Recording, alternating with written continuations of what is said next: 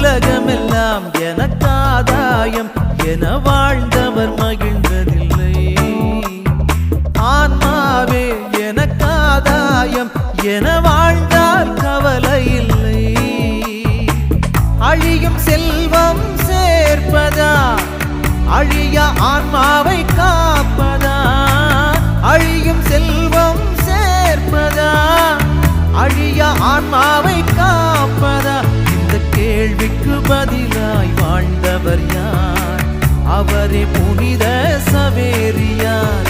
உலகமெல்லாம் எனக்காதாயம் என வாழ்ந்தவர் மகிழ்ந்ததில்லை.